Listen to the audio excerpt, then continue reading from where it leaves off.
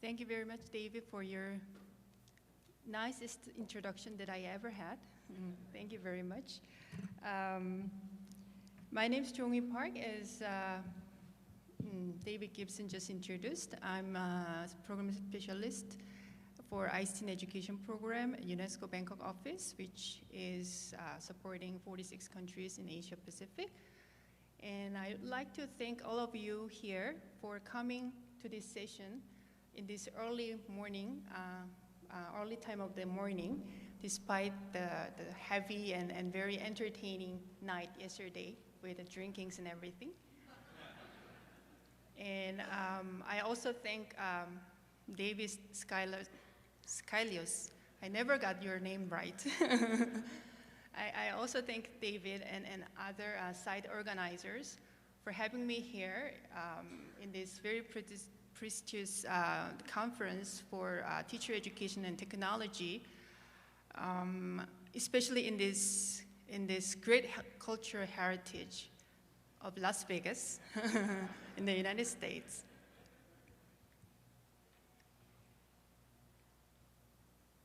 Okay, how many of you, speaking of cultural heritage, how many of you know UNESCO as Agency for Cultural Heritage? Yes, all of you. This is what I always get when I introduce UNESCO to people. Actually, in UNESCO, education sector is the biggest among those three sectors: education, science, and culture.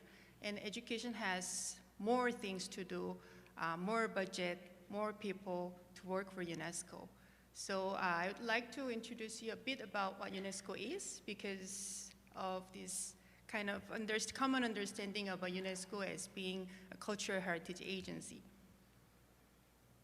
So UNESCO is a specialized agency for science and education and culture.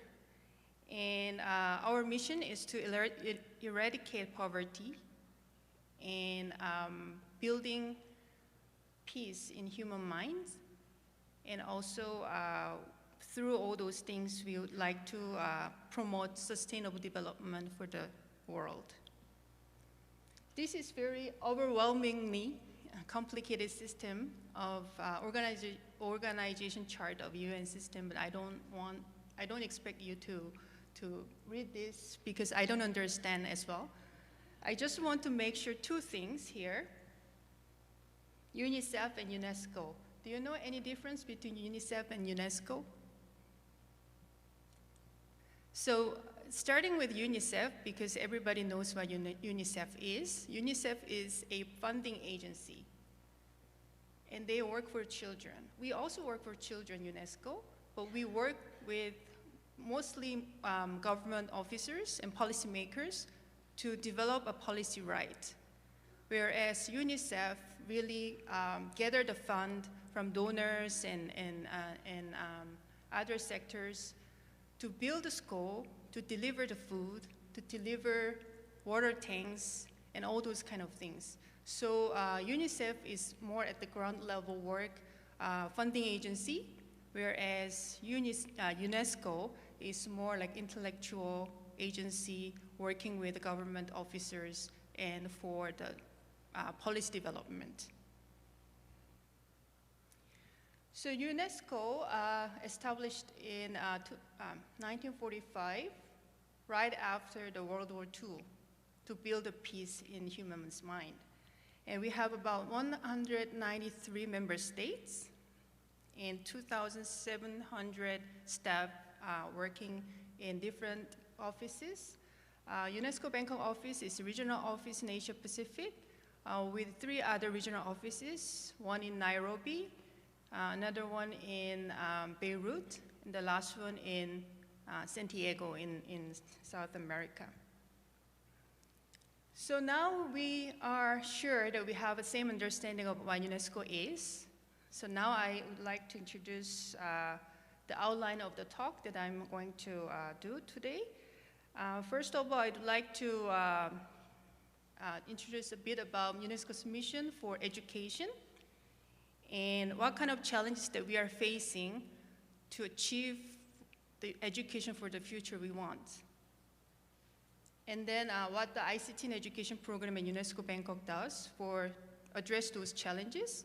And at the end of the talk, which is very exciting part, is I would like to introduce some of the areas that we can collaborate together to make a difference in the world. So in the year 2000, the United Nations declared 8 Millennium Development Goals. We call it MDGs. As you see there are 8 goals. There is an explicitly related goal for education, which is achieve universal primary education. That means we want to put every child in the world in a school. But if you look at the other 7 goals, you can also see those goals are not achievable without good educational foundation. So all those goals actually have to have good educational foundation. And then UNESCO, as a leading agency for education, we set up 6 goals, including this universal education for all. In goals 2, we have the other 5 goals, such as expand early childhood education and child care education, provide life skills and lifelong learning, improve literacy rates, achieve gender equality in education, and provide quality education. So we really worked hard for the last 15 years to achieve those 6 goals. And where we are now, as you see here in the red boxes, we have achieved a great progress. If you look at the goal 2, out-of-school children has been decreased by 1/3 in South Asia and West Asia. And if you look at the literacy rate, it has been really increased. If you look at the gender parity index, we achieved the gender parity. And if you look at the pupil and teacher ratio, you can see the significant decrease in terms of this ratio. But if you look at the world data, you still see here, there are only less than 90% of the kids at the school age are at school. That means 10% of the school age children are still out of school. That's about 58 million children in the world out of school today. We have reached a 90% of primary education rate. Still, we have 10% who is out of school. And who are they? We need to know who they are to reach the last 10%.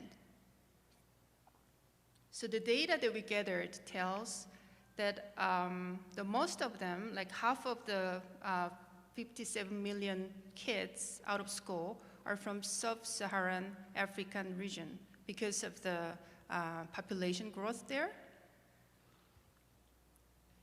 But there are about 168 million kids who are working already, and they are too poor or too busy to go to school.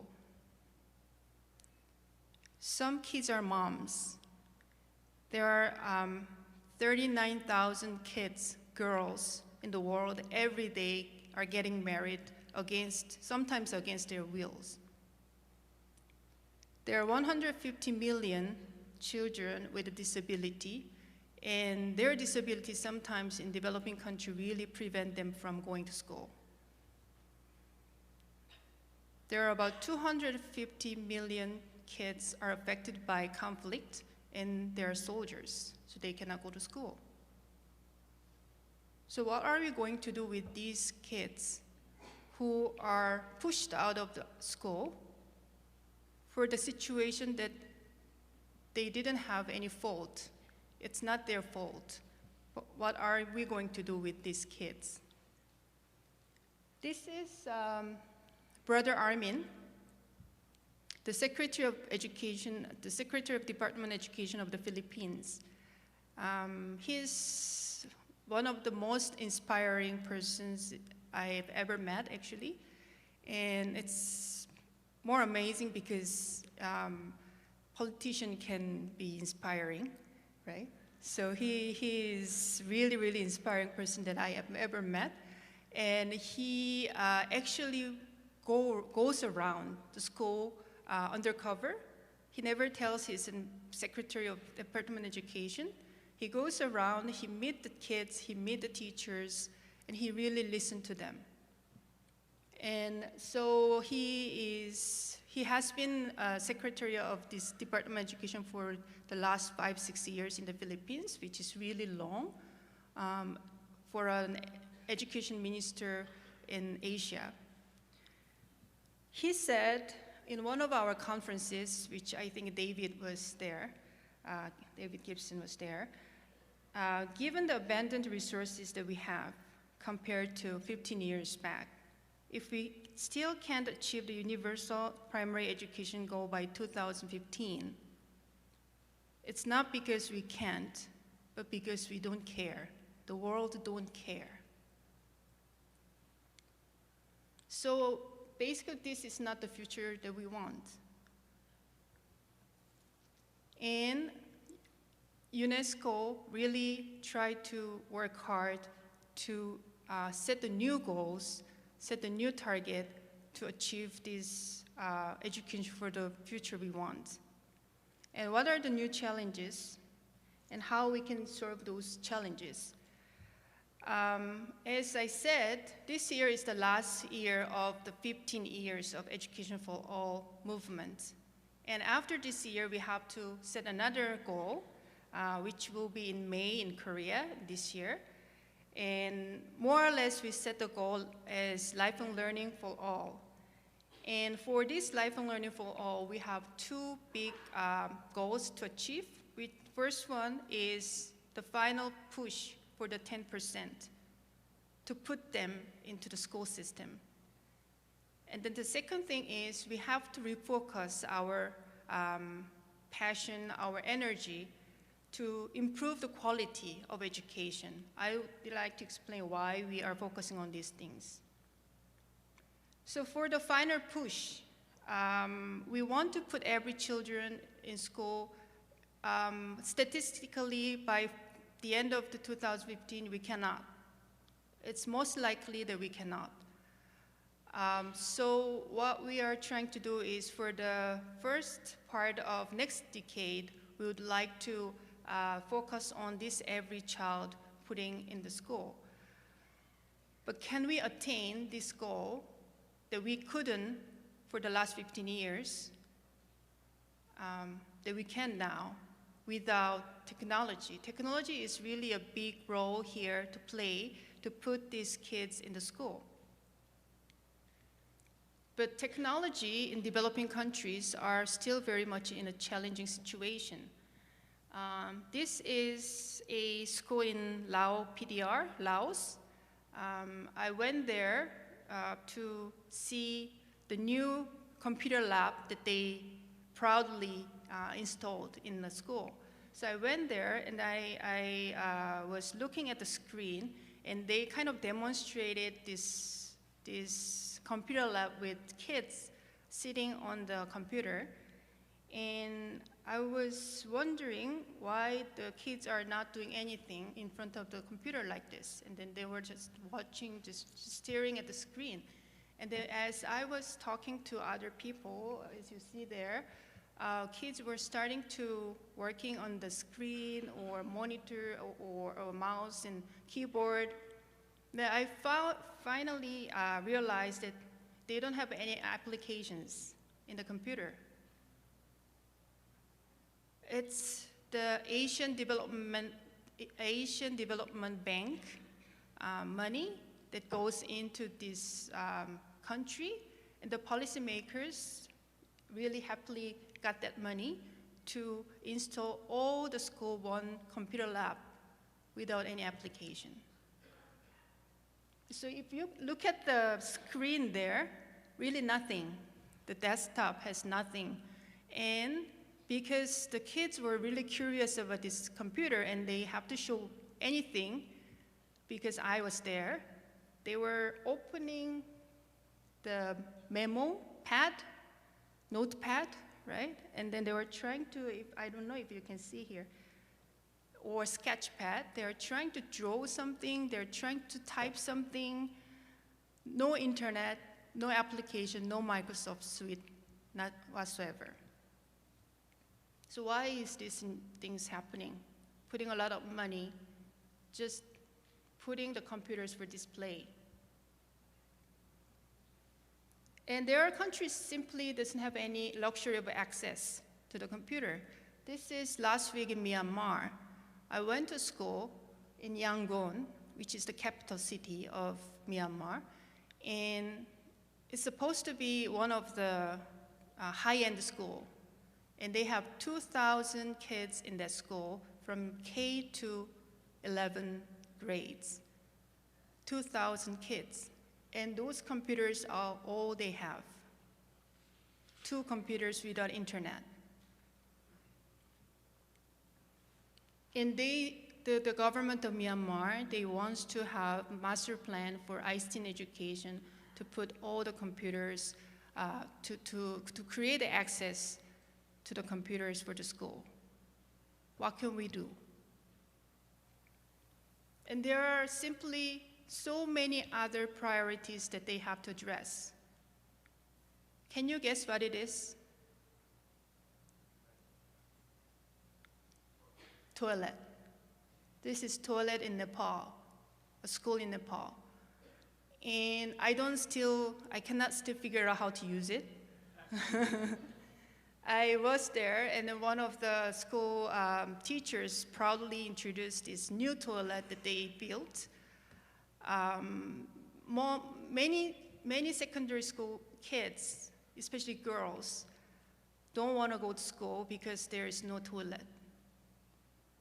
And if the situation is this bad, and there are only 12% of schools have electricity to begin with in Nepal, what can I do? What can we do for those countries to give access to give the access of the technology to the kids and to reach those 10% of the kids through technology? What can we do? And there are some unintended effects in this technology in education business. Look at the left-hand side of the picture is a classroom in Nepal. The other one is a classroom in Korea. You can see the difference, right?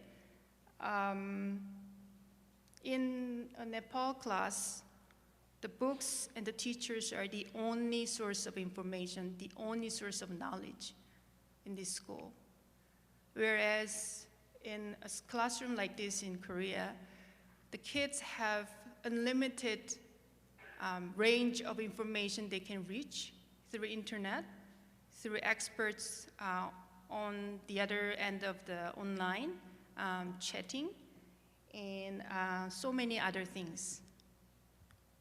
This knowledge, this digital divide between these two countries, can you imagine after 10 years, 20 years, what kind of knowledge that these kids have? It's really, really serious knowledge divides that we are talking about. So how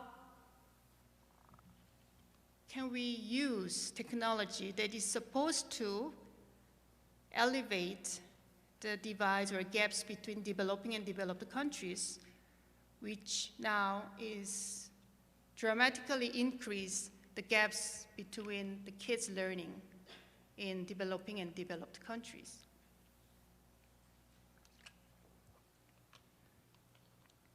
And I would like to focus now more on the fundamental issue. So in the post-2015 agenda, we would like to focus on quality, if you remember, quality, because we focused on only numbers, access to the school. and putting putting out-of-school kids into school. Now, if we want to put these 58 million out-of-school kids into a school, if you simply calculate 1 to 40 teacher-student ratio, we need about 1.5 million teachers by 2015. If we look at 2030, another 15 years, and if we really, really want to have teachers with proper training, like what we do here at the site community, we need 27 million teachers, trained teachers, to achieve quality of education, quality of learning.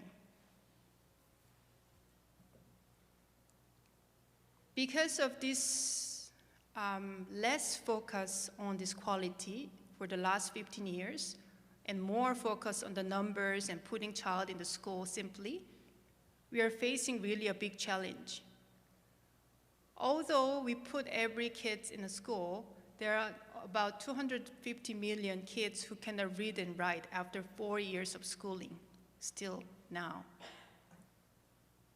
That's the quality of education. So even though we put them in a school, they cannot read. And that has to do with teachers and curriculum and many things. And there are 775 million adults who are still illiterate in the world. And those are also has to do with the quality of education.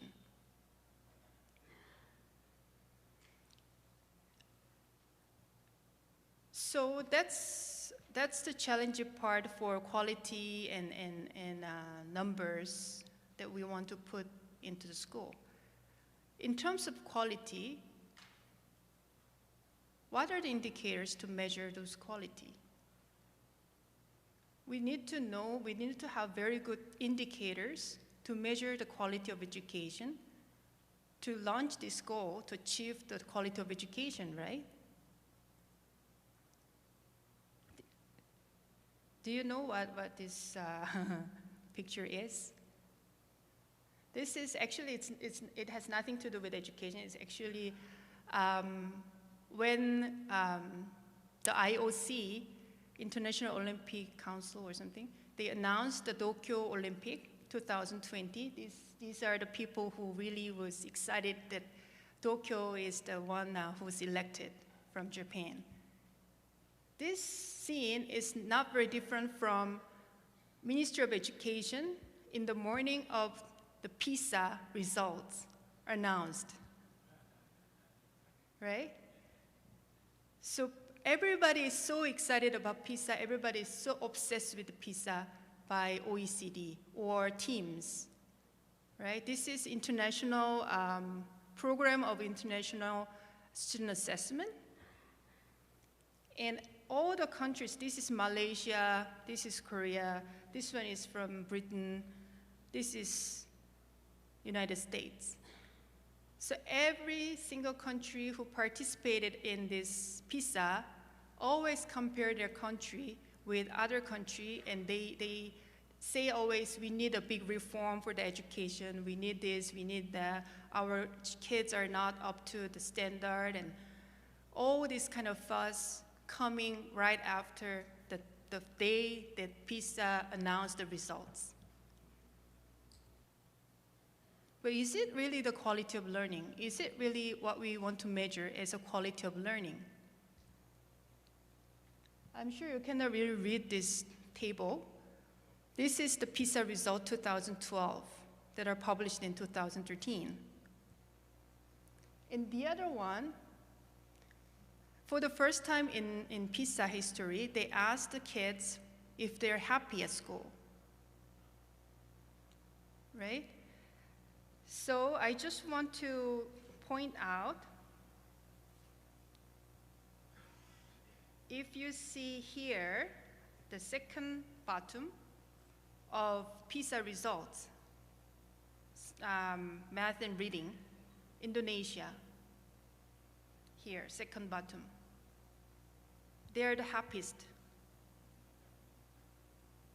in the score of happiness. If you look at Korea, is somewhere up here with Finland, right? So Korea and Finland are always very famous for being top in PISA. They are here in the happiness. Is it what we want? Is this score all that we want to measure the quality of learning if the kids are not happy at all at school?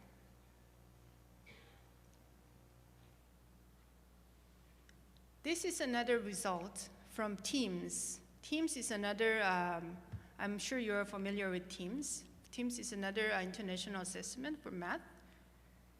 And if you look at the blue line, that's the results, that's the score.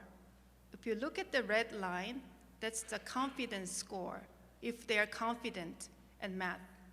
So it's very interesting, like if you see Singapore and Korea, they are very good at score, but they're not really sure that they are good at math.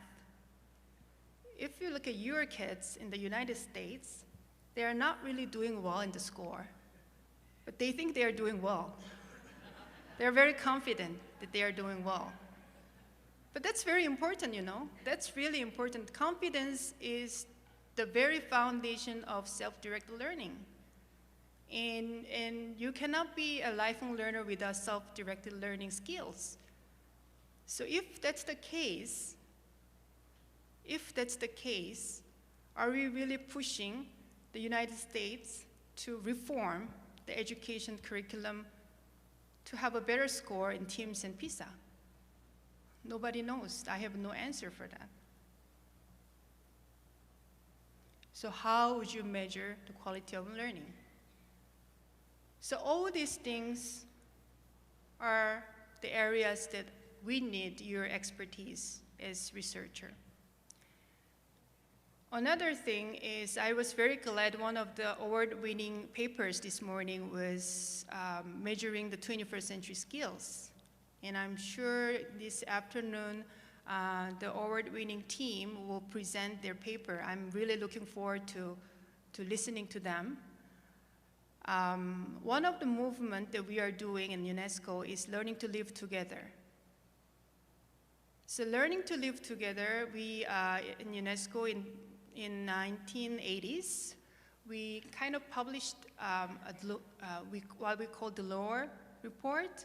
And in the Lower Report, we classified learning in 4 pillars: learning to know, learning to do, learning to be, and learning to live together. And learning to know and learning to do are measured by PISA and TEAMS, I guess. But we don't really know yet how to measure the learning, the kind of learning that we need for learning to live together. And that's also where we need your expertise as researchers, how we can teach learning to live together, how we can measure learning to live together. And eventually we can achieve the future that we want. So with all this, I would like to briefly talk to you about what UNESCO ICT Education Program does, introducing some of the examples that are related to maybe some of the things that science community is doing. So in May, in Korea 2015 this year, we will set up a new agenda after Education for All 2015. And more or less we set the title or movement as Quality Lifelong Learning for All. So you can see it's a bit different between Education for All to quality. Now quality is in the title, Quality Lifelong Learning for All. So as ICT Education team, we want to achieve this goal with technology, how technology can help. So we have a focused area, about 4, to achieve lifelong learning for all with technology. So first of all, we provide a lot of policy advice to our government officers. And we also support teacher education, which is very related to what you're doing. And we also try to advocate the importance of ICT, at the same time, how to educate the kids to be responsible users of ICT, to use ICT to build the future that we want together, and to learn to live together. So one of the examples that I want to show is policy advice. So as I show you in the earlier slides, there are Myanmar, there are Nepal, and Lao PDR who wants to develop their ICT and education master plan with really, really limited resources that they have.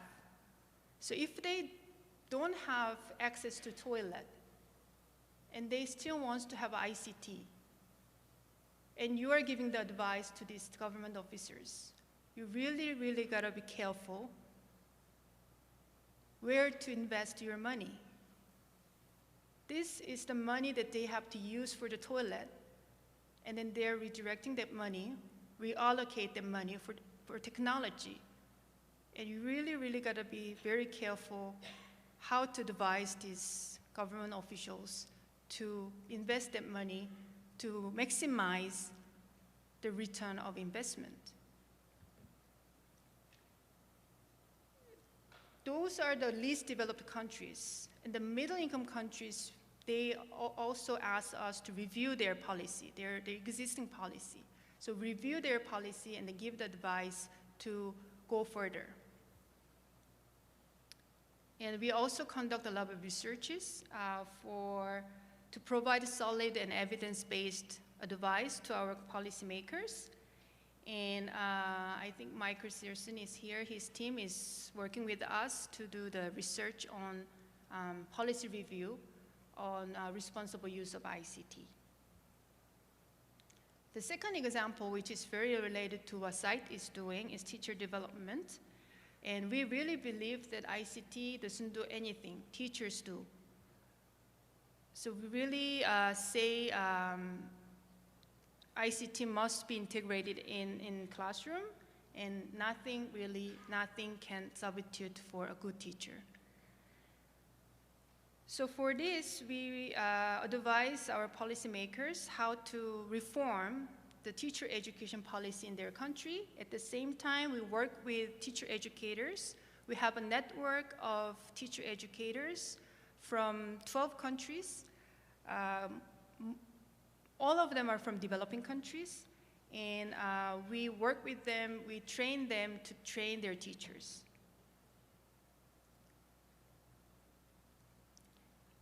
With all this work, we still have questions. We still have unclear things that we need your help. First of all, how can we measure the impact of technology and innovations on quality of learning? If a government wants to invest the money that they want to build a classroom or electricity, but they want to put it in the ICT, how can you advise to measure those impact of ICT for student learning? And how can we help policymakers to make an informed decision based on this kind of research? And how can we create and sustain venues for international collaboration, for teacher education, to share expertise and experiences and lessons learned from all over the world, especially from the developed countries to developing countries. So now I would like to introduce a couple of areas, actually 3 areas, that I think that SITE's community will be really, really benefiting us, contributing to us. I would like to first recap that UNESCO is not a funding agency. So all of the things that I'm going to introduce to you has nothing to do with funding. I just want to make it clear before I say anything, so that you know, okay, yeah, I can do that, but I need funding for that. no, we don't have that money. We can help you to find the money together, but we are not the funding agency. We are not UNICEF. So we can work together to have very good research or anything, but we don't fund. So 3 areas. First, indicators. Developing sense of indicators to measure the impact of technology in education and learning. Second, how we can work together for this TI network, Teacher Education Institution Network, that we have. Third one is how to help the government to foster digital citizenship through promoting responsible and safe use of ICT. So indicators, very frequently asked questions from developing or least developed countries is, what would be the minimum ICT requirements for schools to keep up with other countries when I don't have much money? And how can we monitor and evaluate the tablets that we distributed to the school in a small district? And how can we know it's worth mainstreaming to the rest of the country? And we cannot give an answer as UNESCO. We need researchers like you to give the answers to that. And more serious questions from the developed countries are like this. How can we make the technology-enhanced innovative teaching, small pocket of innovation, more sustainable? Like in the United States, in Korea, in Singapore, in many countries, they have these good innovation cases here and there. How can we mainstream that? How can we sustain them in a way that it's benefiting all of the kids in the country? Gaps between policy and research, policy and practices are nothing new, I guess. Education policymakers and decision makers frequently have little or no information about effectiveness of ICT in schools or teacher education programs. But you do, you have evidences, you do research. You have done it for how many years? And you are always coming here to share your research findings every year, right? But it doesn't reach to the policymakers. Why? It doesn't reach there. They simply don't have time to read your articles. And you have different languages. You have different languages that policymakers don't understand. And there are too many choices nowadays in terms of technology. Mobile learning came out in 2005, one laptop per child initiative, bring your own technology nowadays, one laptop per child, ubiquitous learning, smart learning. There's endless list of this kind of new setup, new configuration of the classroom. There are too much research on things like this, but too little research done on the problems. What problems that we are trying to address with those different kind of technology?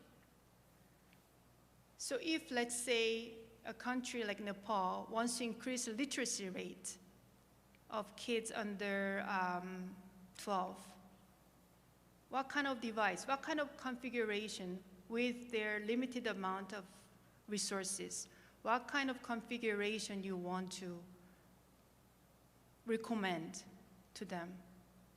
Do you have solid evidence for that? So my proposal, our proposal as UNESCO is we want to have you on board to develop conceptual framework and initial set of indicators to measure impact of ICT integrated learning environment on teaching and learning. We don't want to have small case study. We need to have large-scale school-based survey. And that's very expensive, very time-consuming, very labor-intensive. And to begin with, we don't have expertise to develop solid survey. So we really need your help. And luckily, I have this EduSummit people who's reaching their helping hands. And David Gibson and Wing Lei, sitting here, will take an initiative to do this kind of research to help us.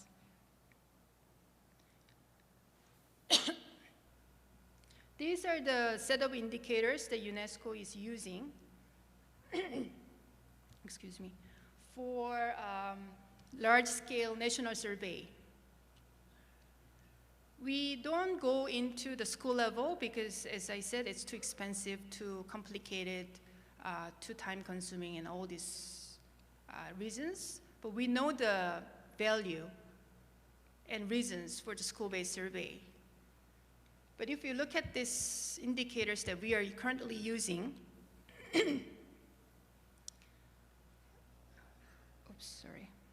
look at number 4, learner to computer ratio.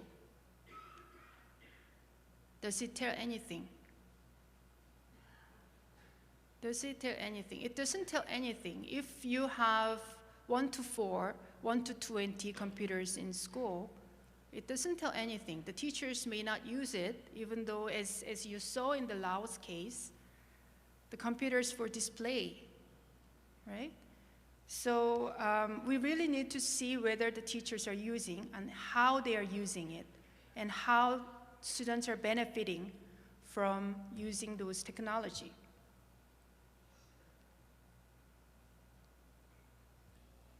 Eventually, we would like to develop this kind of simulation, education, policy and planning simulation. This is simulation developed from Excel spreadsheet.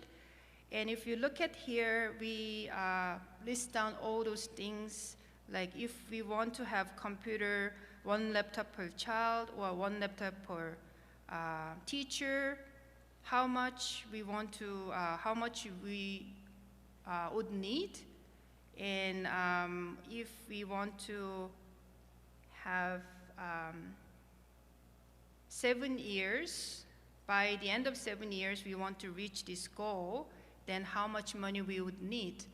This kind of advice is really important because for the policymakers in the end, it's the money.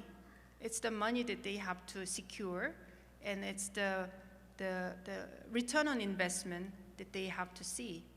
So without having this kind of good, solid simulations of different configurations of the technology, they actually make a lot of mistake only buying these computers without any applications, or they distribute tablets to grade 1 student without any contents or teacher training because they didn't budget them.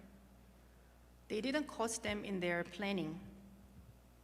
So eventually, with those indicators that you help us to develop, we want to develop these simulations for policymakers. The second area that I want to introduce for you to join us is UNESCO RDTC, Resource Distribution and Training Centers. As I said before, we have about 24 teacher education institutions across 12 countries in Asia. And I hope that you can find David Slykus here. Okay, he's right here. I was very grateful that David reached out and came to our annual regional seminar in Chiang Mai last year in November, and gave us really, really great talk and keynotes and also training for our teacher educators in Asia Pacific. So we were really grateful. How you can help these people is to support their training and research. Sorry. These are the results from the previous conference that we did. We asked about over 400 participants in the conference. The conference was about teachers. and it was organized by UNESCO Bangkok. And we asked the participants to participate in the online survey, asking what are the top 3 actions needed to assist teachers to be the teachers for the future we want. And surprisingly, it wasn't salary. It wasn't more money that they say they need. It was actually continuous professional development and quality initial teacher training. So those are 2 top actions that they need. They identified as they needed from 400 people who participated in our conference. So this shows how important your job is to educate the teacher educators and train the teachers. So how actually concretely you can help this initiative? You can reach out our 24 TIs, and you can engage them into your research project, especially for teacher education and technology, which David is doing with us now. And you can share your training and teaching materials and conduct joint training with them. And you can also come and see our annual regional meeting that David did. This year will be in China. We actually take turns of these 12 countries, and last year was Thailand. The year before was Malaysia. This year will be China. So they come together every year to share their experiences and to share their trainings and research that they did for teacher education. So it's really just exactly like SITE, but the Asia Pacific version and developing country version. And then we can even co-organize this kind of meeting eventually in the end. The third area is responsible use of ICT. Is Michael here? Yes. So Michael is our lead researcher for this initiative. We really think that how to use ICT responsibly is one of the key competencies for 21st century and one of the key competencies for living together. And so we think that Asia is developing, some of the developing countries in Asia have low penetration of internet, so they don't have any risks or they don't have any issues with kids in the internet. But that's really a misassumption. There are many issues every day in terms of misuse of internet and the risks that they are facing in the internet environment. In Indonesia, 70% of the children say they were contacted by a stranger in Facebook. In Brunei, most of the victims of rape, they were contacted by Facebook. And 40% of Vietnamese, they said they were cyberbullied. In Singapore, which is one of the highest penetration of internet country, have also one of the highest rate of online bullying. So with all this, if we don't educate them to be resilient and to be empowered as a responsible and safe user of ICT, we are giving them a gun with a bullet. It's the same thing. So we want to know what's really happening in the developing countries. In the European countries, there is a EU Kids Online, very well done research funded by EU, and they did survey of all the European countries, the online behaviors of kids, and also what are the risks that they are facing and how they perceive those media. We don't have that kind of research in Asia. I'm sure in the United States you have those kind of initiative, but in Asia, we just assume that there's not much risk, but it's not true, and we just working by assumption. So now what we are trying to do at UNESCO is we would like to have a very solid research on that, the issues in online with the kids. So our proposal here would be we want to have systematic policy review to begin with, to see where they are at, what are the policy responses to these issues. And then that's what Michael's team is doing with us. And then after the policy review, after we understood how the policy responses are currently, we will go for longitudinal study of online behavior of Asian kids. And that's where we really need your help for. So how to start engaging with all this work that UNESCO is doing? If you're interested, you can always visit our website, as I put there. And we have a lot of calls for proposals, actually, for research work, for many work that we need, expertise that we cannot really have, we don't really have in our organization. So, for example, for Michael's work for responsible use of ICT, he actually sent his application to us, and he got the work, and he's doing with us.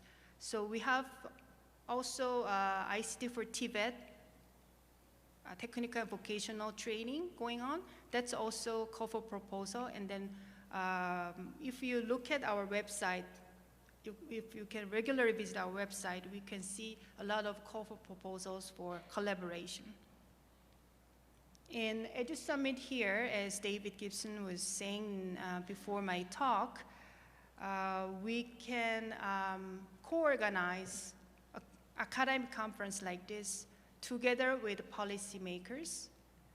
So this year's Edu Summit is very special because we are doing Edu Summit with the Ministerial Forum. So what they researched in the Edu Summit will be feeding into the policy dialogue in the Ministerial Forum. So what we are trying to do is we are trying to bridge this policy and research. Policymakers who don't understand the language that you are saying, and researchers who did a lot of good work but doesn't necessarily have an impact on the policy. You also can engage with us at the very individual level. We have consultant roster. You can register yourself in this consultant roster, and then if we have work and if you are looking for an expert, we go over the list. So you can always sign up yourself. And volunteers and interns, we have sometimes sabbatical professors who are coming to our office for 2 months, 3 months with the research program that is related to our work, and we work together to produce something for the member states, for the developing countries. So you can also look at that opportunity. If you are master's students or PhD students, you can also apply for the internship, but be cautious because we are not paying the internship. It's not the paid internship.